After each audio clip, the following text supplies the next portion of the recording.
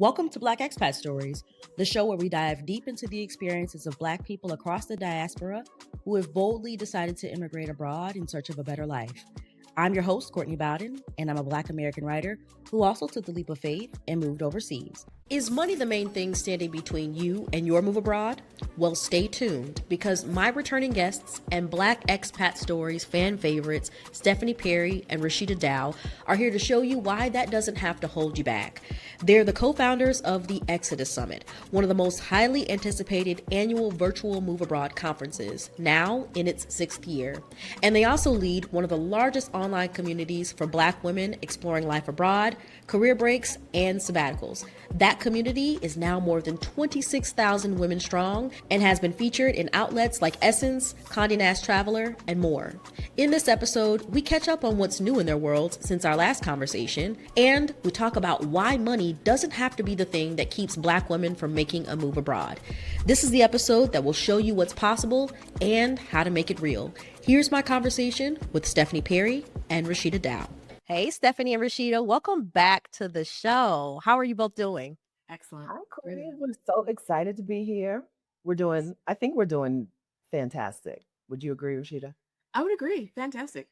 Well, the both of you were such fan favorites with the Black Expat Stories audience that I had to bring you back. Plus, we're going to talk about the upcoming ExodUS Summit that I'm really excited to discuss. But first, Stephanie, I know that you made a move to Bogotá after nomading for 9 years now? How's it going? After 9 years of suitcase living, I have unpacked my bags. Yeah, I have an apartment in Bogota, Colombia now. It's going awesome. It's really nice to start building like a little network here. I only know a couple. I know the people in my building, but it's really nice to have that now after having not had it for such a long time.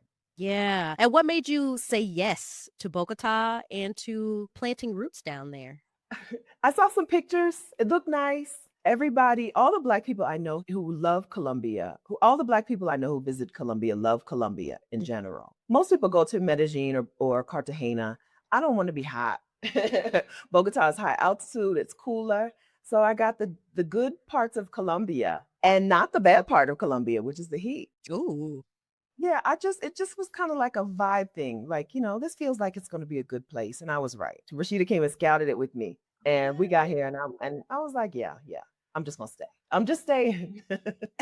I love that. And that's the beauty of having your life set up to where you can feel the vibe and decide this is the place you're going to land for right now. Now, what about you, Roshida? What's been new since the last time that we talked? I know that we met up in Mexico City not too long after we recorded the last time. So tell me what's new. I've been out and about in these international streets, but home is still Mexico City. Same city, same building, same apartment that it's been since 2020. I just love it here. And I still have no thoughts of moving anywhere else. I can't blame you. Listen, I'm itching to get back to Mexico City, and I'm itching to get over to Colombia because I have not made my way over there. So, Stephanie, if I get over to Bogota, I'm going to hit you up so we can have our moment too. Yes, please. Please, please. Yeah. Rashida can't be the only one. Competition. There's some competition here. You sneak? I can. Stay away from my friend Courtney. Competition happening. Ladies, there's enough of me to go around. Oh, now we got to share you with your husband? I don't think so. I don't think so. Now, so much has happened since we talked last year, especially with regard to the ExodUS Summit community. I mean, it's exploded. And if I recall, when we last talked, your Facebook group was at 18,000 members, and now it's grown to over 26,000. So what do you think has fueled the growth of this community? Elections, things being harder in the country than they used to be. But I think also every time a Black woman gets an idea of something that could be helpful for her future, she's very likely to share it with her community. And so that's one of the reasons, right? Even if nothing was happening politically, we still have these Black women who have moved out of the country, who are living abroad, who are part of the ExodUS Summit community, and who really rely on the ExodUS Summit community in a lot of ways. And they're saying to their friends, hey, this is how I did it, or this is how, these are the tools I'm planning to use to do it. So you should check them out too. So yes, some of that is like those outside kind of like forces that make people think like maybe it's time to go.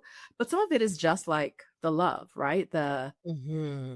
another Black woman reaching out to another Black woman to say like, I think this could be a good move for you. And that's all it really takes. Yeah, I think we're on like the second generation. So it used to be everyone who was in our community was someone who was already looking or who, was looking for something closely related to the idea of a sabbatical or a move abroad. Now it's my sister, my niece, my cousin, my friend brought me in.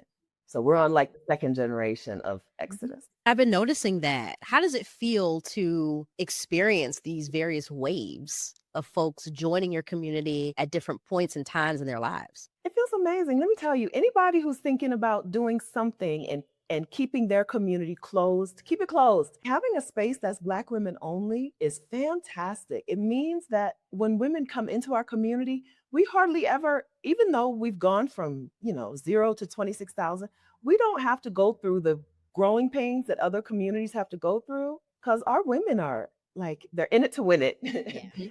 And they're in it to keep it what it is. Yes. Keep the vibe, keep the love, keep the sharing, keep the compassion, keep that in there.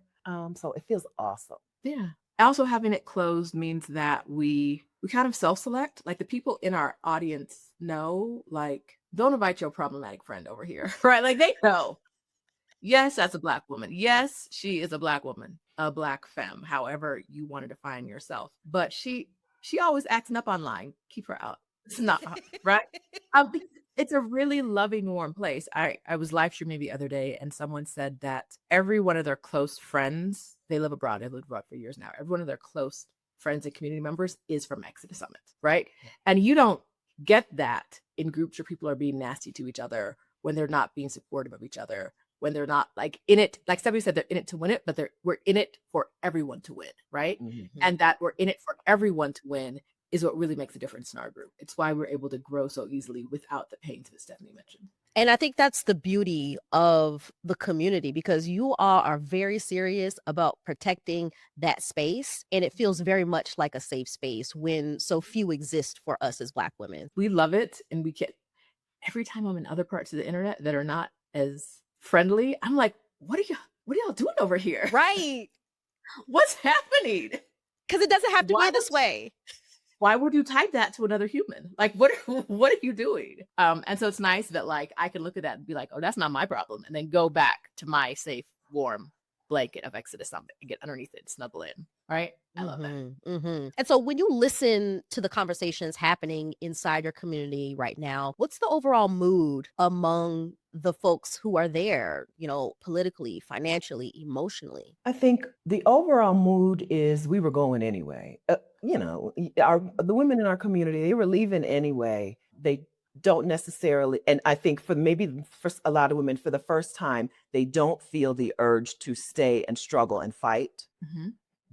They've decided that their form of resistance is to live a good life. Mm-hmm.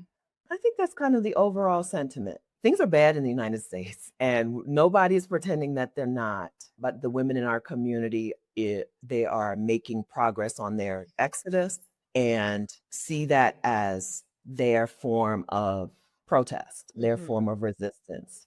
When in the past, a lot of these women probably would have been much more involved in the different form of struggle. Mm-hmm. Every time something politically impactful happens, like a very big thing, like an election, we get a flurry of new people, as you can imagine. And I remember last year someone said, y'all are probably happy this happened because it's going to help your business. And I was thinking, like, no one knows what's going on from the outside. Mm-hmm.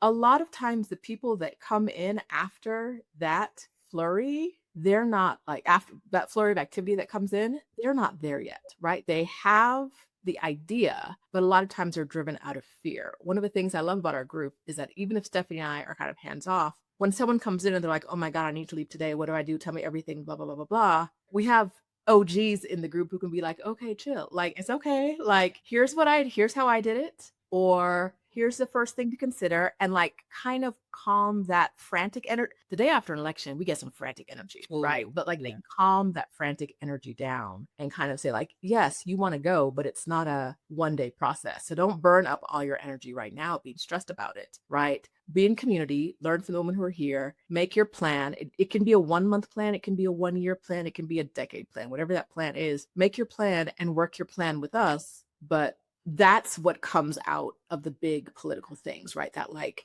that really churny must act now energy, which rarely actually turns into something if it's not guided and molded in some way. Sure. Yeah, absolutely. And I think that's the benefit of having such a vast community of people with varied experiences, so that the responsibility isn't solely on the two of you to try to manage a lot of that frantic energy that can come through. And also, too, it just speaks to the foresight that the both of you had way back in 2020 when you started this community. And now it feels so much like a soft place to land, like mentally and emotionally and even spiritually. I see so many posts come through of, women encouraging each other, inspiring each other, putting each other on to information. And speaking of which, you all did an incredible thing late last year, and you pulled off some residency runs, right? You helped empower so many women to gain their residency here in Mexico. I still remember all of the photos of sisters lined up, and it just made my heart swell. So, what was that like, guiding so many folks through that process? Fantastic. Going to Mexico to get your residency, right, or taking a residency visa run, that is something that you can do on your own, right? You don't need, maybe with a facilitator, maybe with a buddy, but doing it in groups, like doing it in a group of people was so heartwarming. And also gave us an opportunity to see the result. Because sometimes women come into our community, they take action, they come to our virtual summit, and then they go out in the world and they live their lives. But we don't always get to see the direct result. So it was phenomenal to be able to stand there with them while the people at the immigration office handed each one of them their new residency card. It was really helped us remember like that we do things for real people. These are real Black women and real families. Yes. It's phenomenal. I don't know. I don't have a better way to explain it. So Mexico changed the rules under which you could get residency after the second time we did, like less than a week after the second time we did it, I think. Yeah, I think less than a week after they were like, no more of that. And it wasn't related to us or anything. It was just, they change the rules every once in a while. And so we haven't done one since, was that April or May? April? Well, something, yes. It was a holiday. I don't know. Anyway, we were going to go in May, and that was the one that we couldn't do. So we did Easter, April. Yes. And it was really nice to be there, like Stephanie said. And the women are in community. At least 2 of the women have moved to Mexico since then. Some women got their residency then as a backup plan, which we're big fans of a backup plan. But some of them moved within a month of doing it, right? We have multiple women in that group. We did 2 groups. In the group that I went with, they've already moved. And it's like, once you start taking action, things start to align, right? The momentum forward really gets you going. And all of a sudden, you live in a new country. Exactly.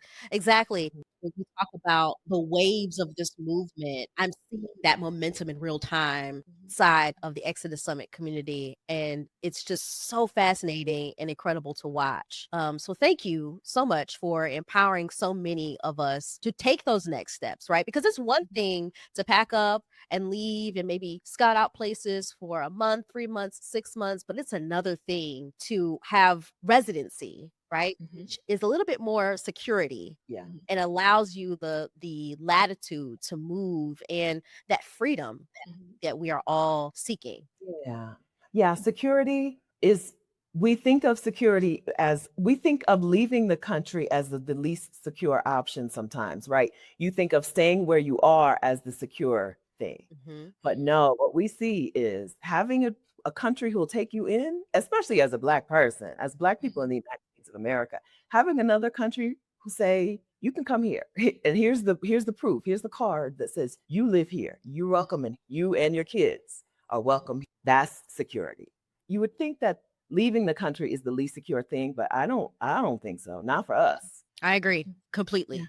And that reminds me, you asked me what was new, Courtney. Since the last time we talked, I got my permanent residency in Mexico. So I am permanente now. Yes. Okay, And permanente. and a permanent driver's license, which you can do in Mexico City. Oh, I So did not know. we're not going to ask no questions. We're not going to listen. I have a permanent, does not expire driver's license. I have never taken a driver's test in this country. Thanks. And, you know, I am not surprised by that because driving here, you definitely have to have Jesus take the wheel. Yes. I think that's the assumption. Like, girl, you ain't got to know how to drive. Jesus got that. They also don't even ask. They never asked, do you already have a driver's license in another country? There was no, when I say I didn't take a test, I mean I showed no proof that I know how to drive. And I have a driver's license that does not expire ever in life. Like, it's so random. But you know, that's part of the joy of moving overseas is you have no idea what rules you're going to stumble into, what's going to happen, what's going to benefit, what are going to be the downsides. You just have to do it, right? A lot of times our brains give us all this like negative talk about all the things that can go wrong. But like, I wanted a driver's license. I waited maybe 20 minutes at the DMV and I walked out with a driver's license. And that was a renewable one. It was supposed to renew this year. I went in and I was like, oh, y'all doing permanent? I didn't even go in. I did something online, went and paid some money at a 7-Eleven. And that's it. That's literally the whole like that. Life can be so much easier. You know, I didn't wait at the DMV for 4 hours to talk to somebody, right? yes. It can be so much easier. It can be. And I think that's another lesson that I learned here, living here, is like there's some bureaucracy, but not nearly as much. And it makes it so much easier to start over, you know, to start that new chapter. So congratulations to you for getting your permanent residency. I'll be right there behind you come February. So Ooh. yeah, I'm almost there. Wow. Yeah. Congratulations. Thank you. It feels good. The first time I came through immigration and with the new card, I handed the guy my card. He said, "You're permanente," and I was like, "No, I'm." And I was like, "Oh, actually, because I forgot, right? I've been saying I'm temporary for 4 years, so when I'm now permanent, I was like, "Oh yes, I am. You cannot boot me out this country, right? Like, thank you, I'm official." Yes. Yes. Yeah. And yet again, it's another one of those things that makes you feel secure, especially because you've made Mexico City your home. You know, you made Mexico your home. And to have a pathway and knowing that Mexico can remain your home for as long as you would like for it to be is amazing. And I want that for so many more of us. Did you know that since the 2024 U.S. presidential election, internet searches for how to move abroad have increased by over 1,000%? Maybe you've been searching too, imagining what life abroad could be like. But while you're searching online, I invite you to also search your heart. Moving abroad is a big decision, and it's important to get clear on what a life of freedom and fulfillment looks like for you. I'm Courtney Bowden, creator and host of Black Expat Stories, and nearly 4 years ago, I moved to Mexico. And without a doubt, living abroad has been one of the best decisions I've ever made. That's why I created something special to guide you, the Blaxit soundtrack and soul work journal. It's my free gift to help you reflect, dream, and plan. With 6 curated playlists and printable journal prompts, it's designed to inspire and ground you, just like music and journaling did for me during my own process. My hope is that it will offer you the same support as you navigate your next steps. They say home is where the heart is, but what if your heart is calling you somewhere else? So your community has outgrown Facebook. Imagine that. I know that the both of you are transitioning away from that space. What's behind the move, and where are you creating the new home for your members? We'd been talking about moving for years, and we just like, it was one day we'll do it, one day we'll do it, one day we'll do it. Around the time that they started using like an AI figure in the Facebook groups. Our group is for Black women only. The AI little monster they made in this group was a white male wizard. And this white male wizard was coming in the group and answering questions to comments incorrectly and summarizing things incorrectly. And it was so obvious that not only have they activated this thing, which nobody asked for and we couldn't turn off for a while because we're both outside of the US and we needed someone in the US to be able to turn it off. Okay. All right. So we can turn it on, but we can't turn it off. Crazy. But it's that kind of thing where you don't have the control you don't have the control you want. So not only is this wizard in there doing things, answering questions incorrectly and doing things like that, but they're mining our information, right? If the AI wizard is in here using the information to answer questions, the AI wizard is also taking your information and putting it on the back in the Facebook server and doing who knows what with it, right? Right. That wasn't our initial reason, but that created a bit of urgency in the like, we can't continue to do this. We can't continue to be in a space that is inhospitable. Where did this white man come from? And why is he here?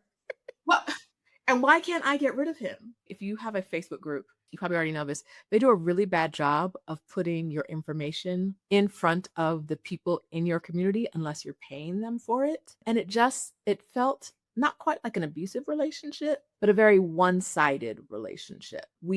Our women are in the group. We're spending a lot of time here, but I would post something and 26,000 members, let's call it 25. So a couple months ago, 25,000 members, I would post something and 40 people would see it. I'm an admin of the group.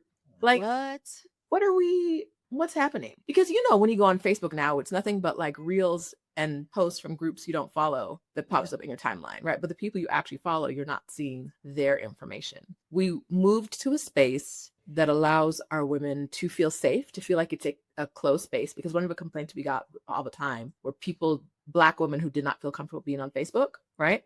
Mm-hmm. And so we have a lot of people who are happy we're off of it now because they're now joining our community. But it's a closed space. No one can find them, right? No one can click and see what groups are they in, blah, blah, blah. And it's the platform we're using is a really easy one to navigate. So our women have been pleased so far. Great. Yeah. I think that the entire metaverse has become really inhospitable to folks like us who are building community or building communities, who are sharing important information, because that misinformation campaign from that AI wizard could have wreaked havoc, because people come to the Exodus Summit community for guidance.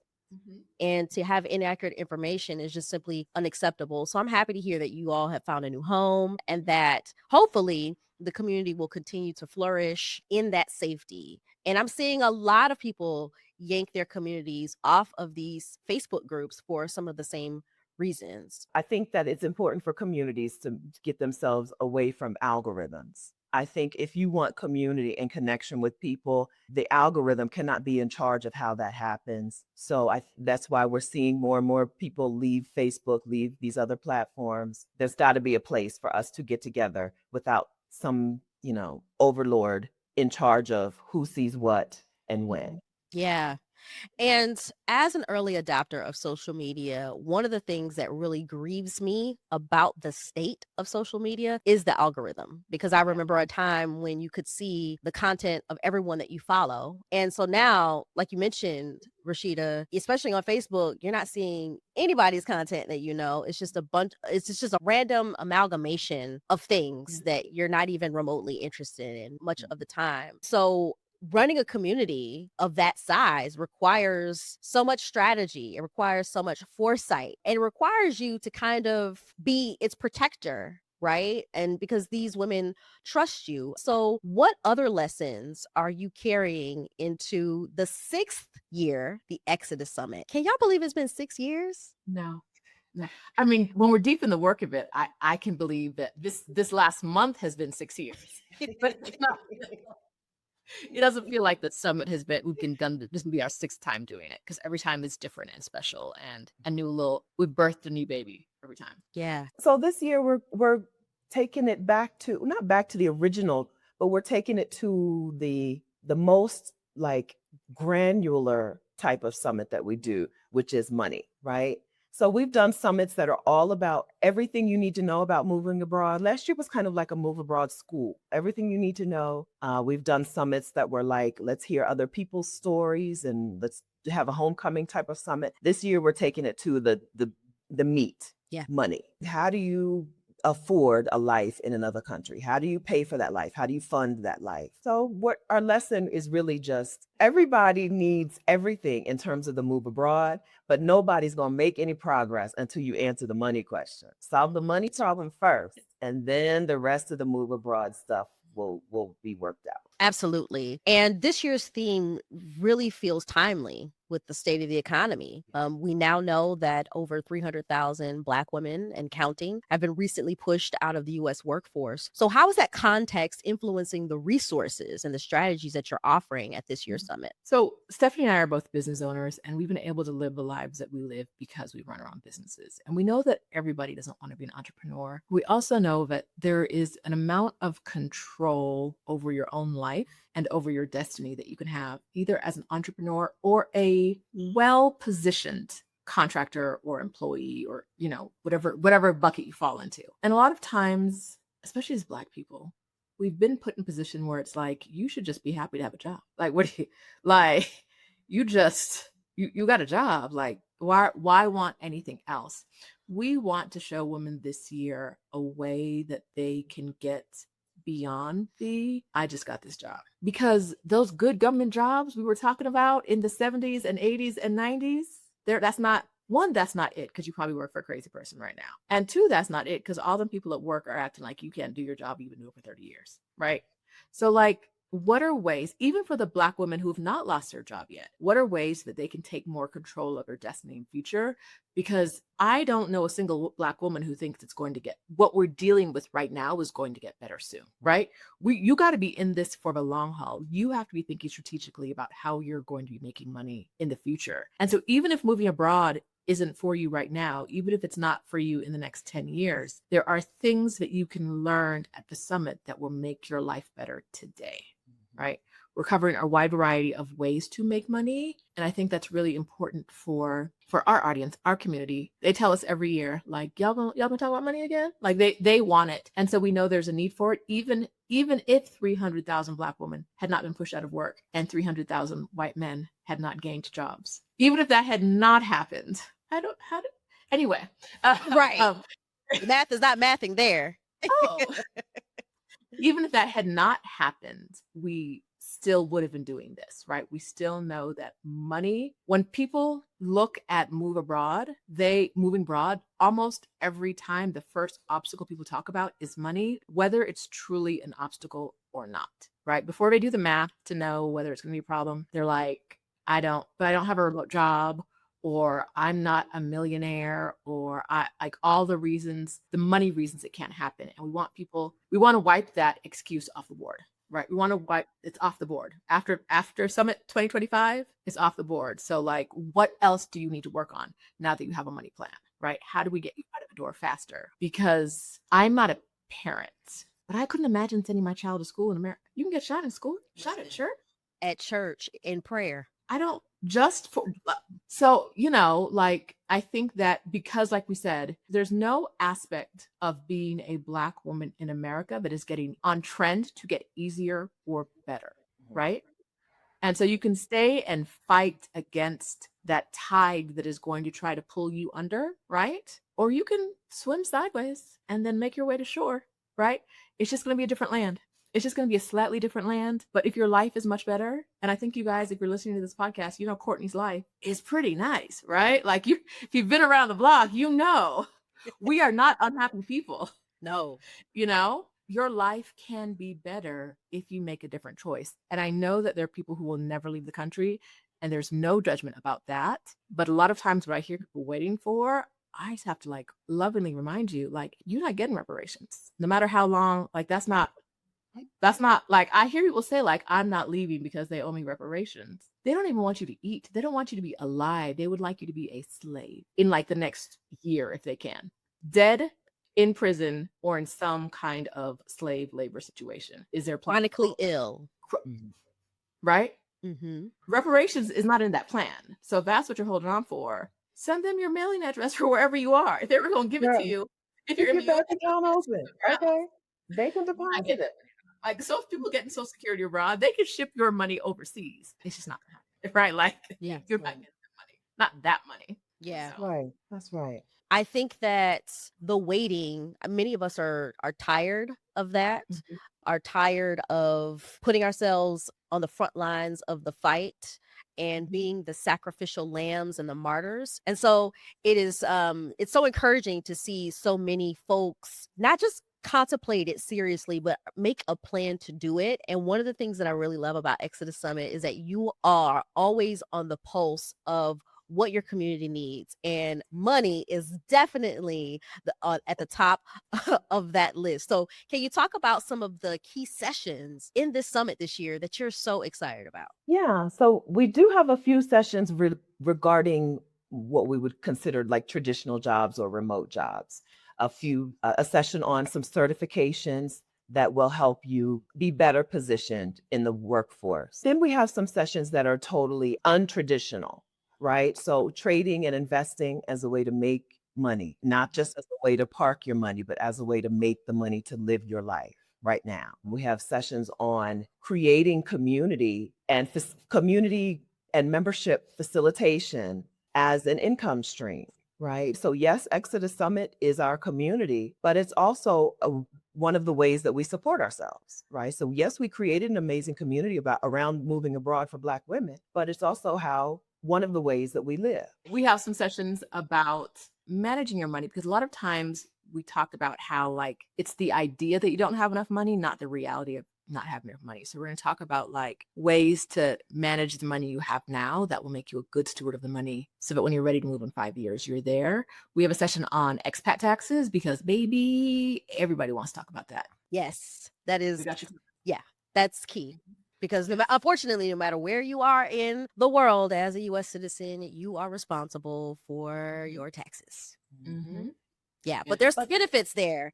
Good news, right? Yes. Yes, if you're plugged in. So happy to hear that you all have incorporated that tax conversation, because it's not something that people think about until it's time to do their taxes, you know? Yeah. We have a session this year about getting paid for full-time work, but only working part-time during the year. So working from people who are working maybe 3, 6, maybe 9 months out of a year, but getting paid more than they were getting paid in their 12-month role before. Because that's how not a lot, but a number of our women are living that life now, where they work half the amount of time and they get paid the same amount of money because they've positioned themselves in a way to do that. And so we're going to talk about the positioning. How do you get yourself in that position where you can take a 6-month vacation? Because baby, when I was stressed out in corporate, if I could take a 6-month vacation, my life would have been so much better, so much easier.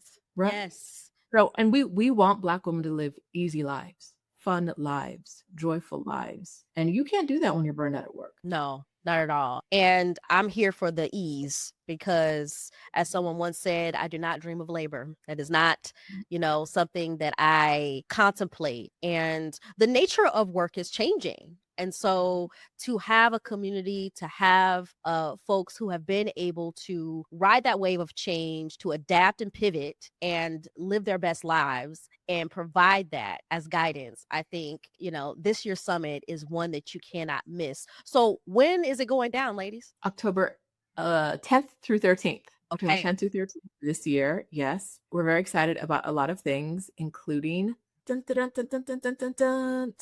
our keynote speaker, Stephanie. Our keynote speaker is Rachel Rodgers. Rachel Rodgers has helped thousands of people, including Black women, like close up some of this wealth gap, make the money that you need to live out the life of your dreams. But also, she moved her family to Portugal very recently. So she's one of us. Okay. Love it. Us. You don't have to worry about a speaker coming in and talking about, now here's how you make more money.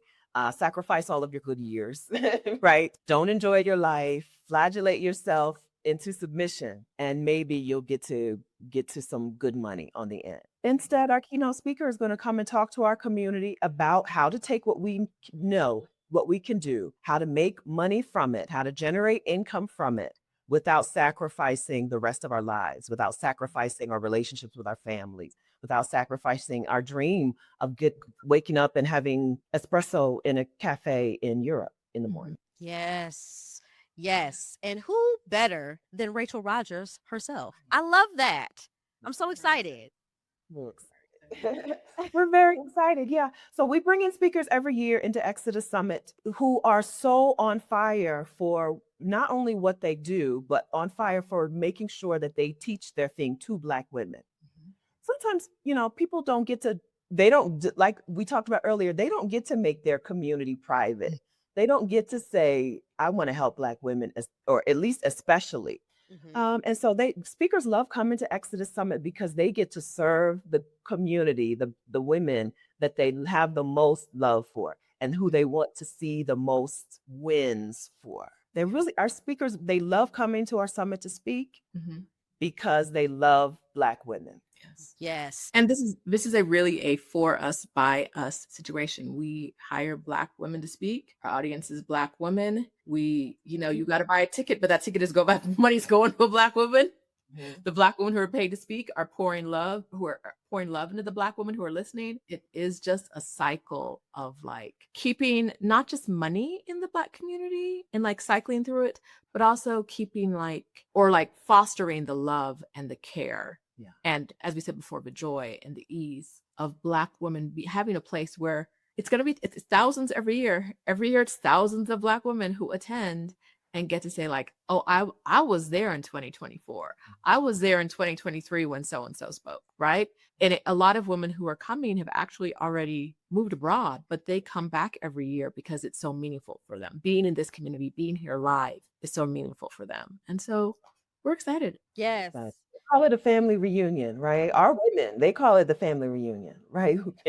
This weekend, which is Indigenous Peoples Weekend or Columbus Day weekend, is Exodus Summit weekend, right? Nothing else is happening. Nothing else gets any attention from the women in our community. They're all in. Well, I can't wait because I have such admiration and respect for the entire ecosystem that you all have created. It has inspired me in so many ways. It has helped in my own move abroad. And I know that this summit is going to offer a wealth of strategies. But for the woman who's listening or watching that may feel weighed down by the economy and the uncertainty in the States or in her life, what's something small she can start with right now to move closer to her dream of living abroad, besides buying a ticket to the Exodus Summit this year? Yeah. So every hurdle or every barrier that someone is experiencing to their move abroad, someone else has already cleared that hurdle. Someone else has already cleared that barrier. And so a small thing that you can do is get in community with people who are a few steps ahead of you. Get in community with Black women who are solving these problems and sharing these solutions out in the world. You probably won't find a cookie cutter answer. You probably won't be able to copy and paste someone else's peace out protocol, but you absolutely can learn from her. And you can't learn from her if you don't hear what she's saying and sharing. So get in community. The Exodus Summit community is wonderful and open and thriving and loving. And so if you feel like this would be a great thing, but right, it would be wonderful for me to do this, but you need more exposure to people who are solving those buts. And I'm going to give you something that is closer to a cookie cutter answer. And that is, it's the first thing I tell everyone to do. Well, find your why, but that's not it. Do the math. A lot of times, especially as it surrounds money, a lot of times we think it's worse than it is, or we think it's better than it is, but we are not. Money and reality in our brain, it's warped. It's not cooking together. It's not in the same pot. And so I would say do the math and figure out how much money you actually have access to and how much money you need to move, how much money you think you need to move abroad. And there are some different tools for that, which you can find in community. And then figure out what the gap is, right? A lot of times the gap is much bigger in your brain because it's scary than it is in reality, right? If you know you're moving to Playa del Carmen and you think you can live on $2,000 a month in Playa del Carmen, because there are people who do that, or less in Playa del Carmen, and so you only need to $24,000 a year to live, that might make a difference in what those obstacles that you mentioned in the beginning feel like. It might feel like a different obstacle if you know, but instead of your living expenses being $80, $90, $120,000 a year, it could be $24,000, $25,000, $30,000, right? Doing that math and getting realistic and honest with yourself about where you are and where you could be or where you want to be is, I think, the cookie cutter answer I'm going to give you today of how to make some progress right now. I love that. And I would add on to that and say what you want your life to look like, right? Because I've seen so many people move abroad and recreate another type of hustle for themselves in a way where, their livelihoods aren't necessarily as sustainable. And I think one of the beauties of this experience, as we talked about earlier, is creating a life, creating a reality for yourself where you're not grinding and hustling yourself down, where you're not burning out. And so I think getting honest too about what you want your life to look like, what that work-life balance is going to be, is key too. Because sometimes when you move, it's like when you extract yourself out of the hustle and grinding environment and you find yourself in a place like Playa del Carmen, for instance, like me, it's like, oh, I don't dream of labor. Do I even want to work? It makes you start asking those questions and then designing your life. It inspires you to design a life where that can be your reality. Design is exactly right. So we think when we think about moving to another place, we often think about just picking up and recreating. But man, you get to start from the very beginning. You get to start from the foundation. You decide what your priorities are. In the US, a lot of our priorities are dictated to us. A lot of our fears and our worries are handed to us. Healthcare, aging in the United States, and the state of healthcare and the financial cost of healthcare in the United States boxes you in such a way that it's hard to imagine the freedom, the peace, the ease of another country. It's hard to imagine what's one thing like universal healthcare, what that one thing can do to your whole future. Yeah. And so it's designing it from the very foundation instead of recreation. And ladies, you two are both phenomenal examples of lives well lived and beautifully designed, because I see the two of you floating around the globe and I'm like, yes.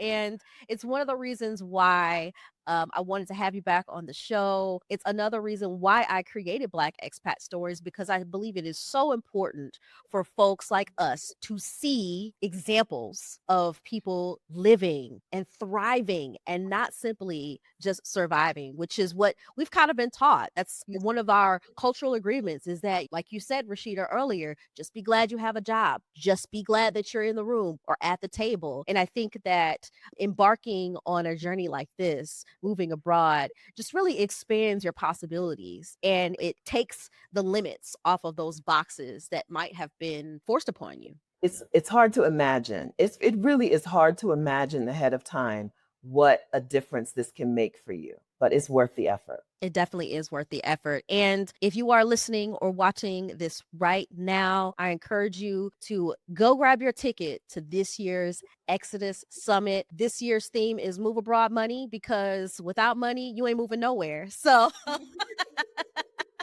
there are going to be sessions, keynote speaker that is going to just give you so many resources and so much guidance, along with a loving community of women who don't gatekeep, because that's the other thing that I really love about Exodus Summit. You ask a question, and if folks have the answer, it's no, oh, DM me a link, and to get a consult, the information flows so freely. So I'm so excited for this year's Exodus Summit. Thank you both for taking the time to come on the show to talk to me about it, because I know that you're in the throes of planning. And so I feel super special that you made the time today to speak to the Black Expat Stories audience. As always, thank you. Thank you. So speaking of not gatekeeping, friends, Courtney's link to Exodus Summit will be wherever you're watching this or listening to this. Use Courtney's link, please, to get over to the Exodus Summit world, because that will give her a commission without any additional cost to you. So if you want to thank her for the work that she's doing and you want to show your appreciation to her platform and you're coming to Exodus Summit anyway, you might as well click on Courtney's link. Thank you. And you might as well. That's right. Thank you so much, Stephanie. Thank you again for the work that you're doing to pour into so many Black women, showing us another way of living, another option for freedom, rest, and putting joy at the center of our lives. Thank you. Thank you for also being a model and a megaphone. It's been my pleasure. It's been my pleasure. America's next great migration is underway, and this time it's gone global. Black Expat Stories is here to capture it. We're documenting the pioneers of the Blaxit movement through intimate conversations that go well beyond the highlight reel. Because these aren't just interviews, they're testimonies of courage, of healing, and of how we made it over. Every story becomes part of our living cultural archive, so that future generations won't have to guess how we felt or why we left. They'll hear it straight from us. We've built a global community rooted in solidarity, truth-telling, and mutual care. And we're just getting started. So, if this work has moved you, if it sparked something in you, affirmed your path, or expanded your sense of what's possible, I invite you to support the show today. Visit blackexpatstories.com/support. Your contributions help us capture more on-location stories, elevate our production, and lay the foundation for a future docuseries on the Blaxit movement. That's blackexpatstories.com/support, because this isn't just a moment, it's a movement. And with your help, we'll make sure the revolution is televised so these stories echo far beyond our time.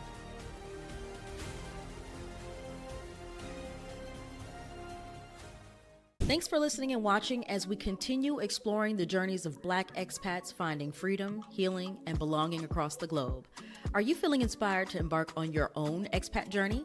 Hit subscribe to join the conversation and follow us on Instagram and TikTok at Black Expat Stories for sneak peeks and more expat insights. However you choose to connect, keep your passport ready and your dreams without borders. Until next time, I wish you peace, love, and passport stamps.